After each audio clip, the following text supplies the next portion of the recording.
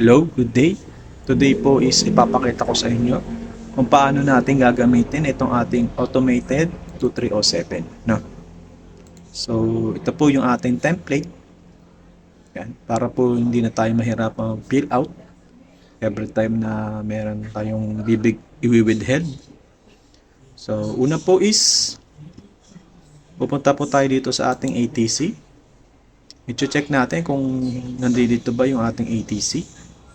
So, kapag wala, tayo na lang po ang maglagay rito. Input nyo yung ATC nyo, yung description, and yung tax rate. No? So, dito po may mga tax rate. Pa-check na lang din po kung updated para sa tax rate na ginagamit nyo sa pag-withheld. So, ito po yan. Nakalagay naman po yung mga description at saka yung ATC. After po nating ma-set up ang ating ATC, pupunta po tayo dito sa ating pages data.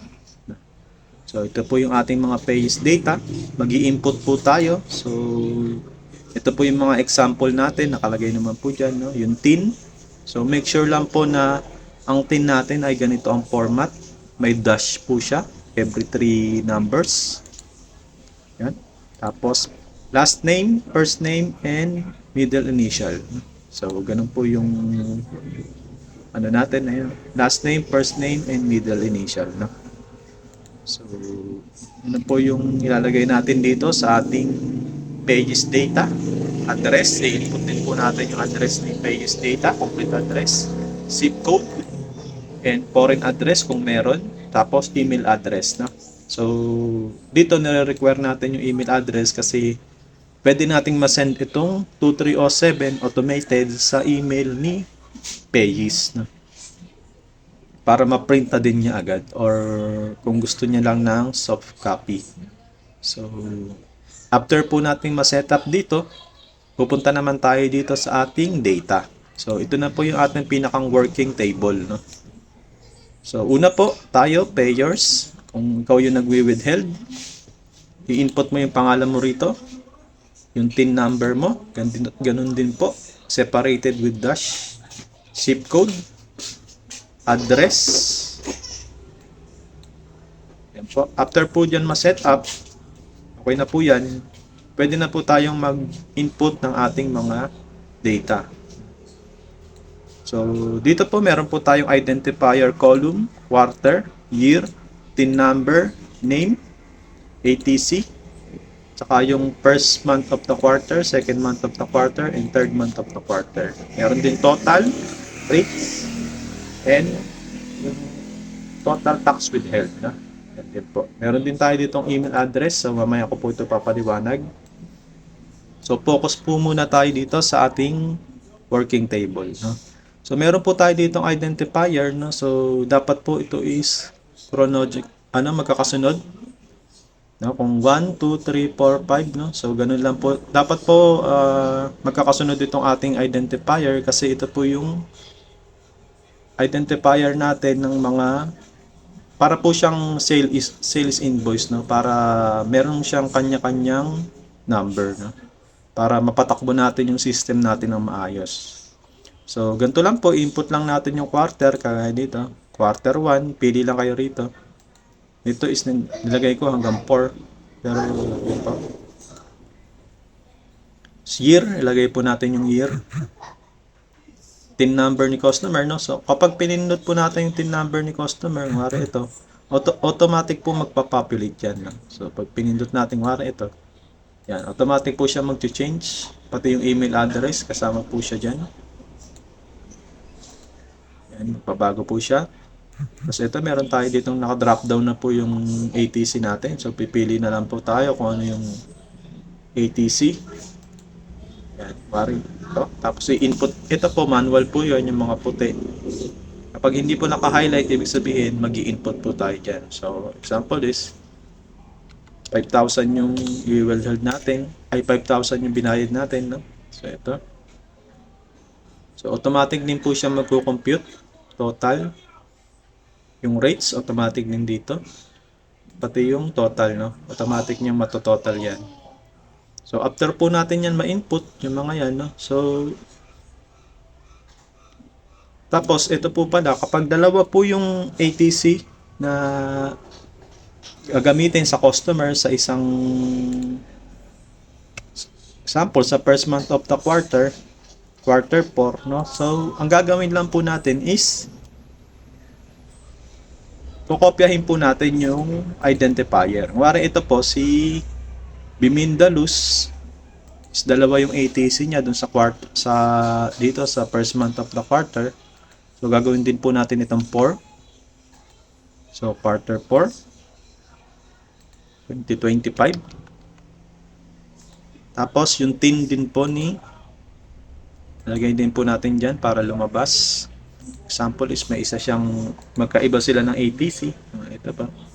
So, lagay natin yung amount. Example is 3,000. So, yan po, no? Automatic po siya magko-compute.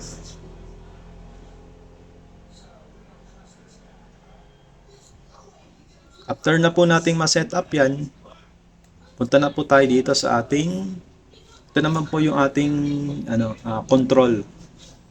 Ito po. So, kapag chinek po natin itong checkmark, ibig sabihin po niyan is isa-send natin sa email ni customer.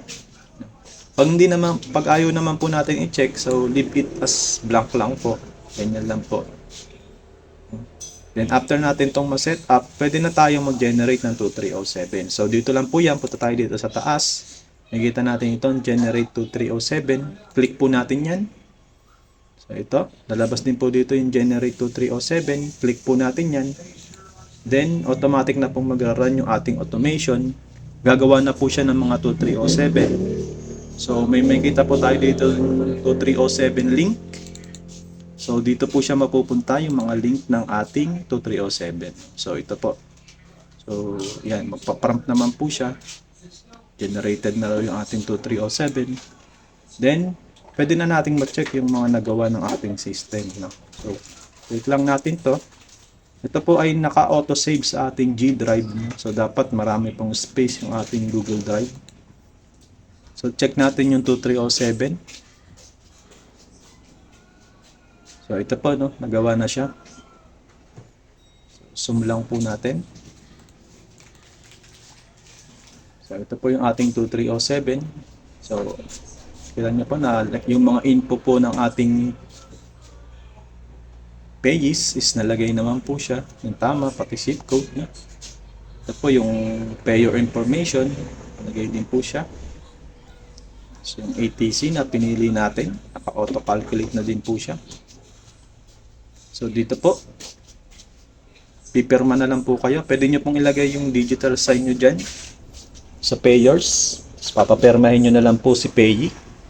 Kung meron din po kayong tax agent accreditation number, diretso na po kayo dito sa BIR 2307 template. Lalagay po natin dito. Editable naman po yan. Pwede po kayo mag-input dyan ng mga details. So, balik tayo sa data. Check natin ulit. Ito pa, no?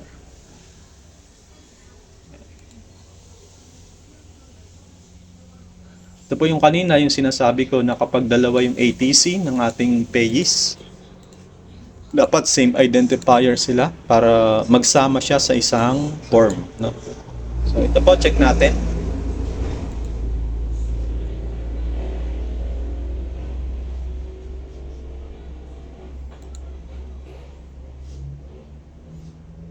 So ito po yung dalawang ATC sa isang form. Yan po yung mga details niya. So, ganun lang po ito ginagamit. Ipiprint nyo na lang po at pipirmahan. So, papakita ko naman po ngayon kung paano natin ito isi-send automatically sa ating mga payees. So, ito po, di ba, nakapag-generate na tayo. So, click lang natin itong checkmark, no? Sample is dito. Kay Pyron 10. Sisend natin dito. So, itong details na to, itong 2307 na to is masisend sa email na ito. So, click lang po natin ulit itong generate 2307. Then, click lang po ulit natin siya.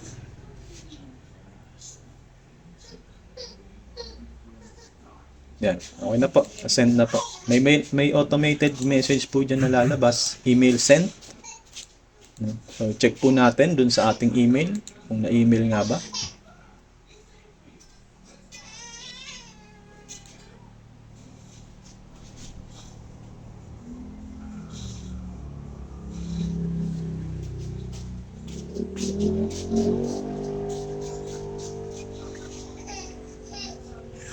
Ito po, no?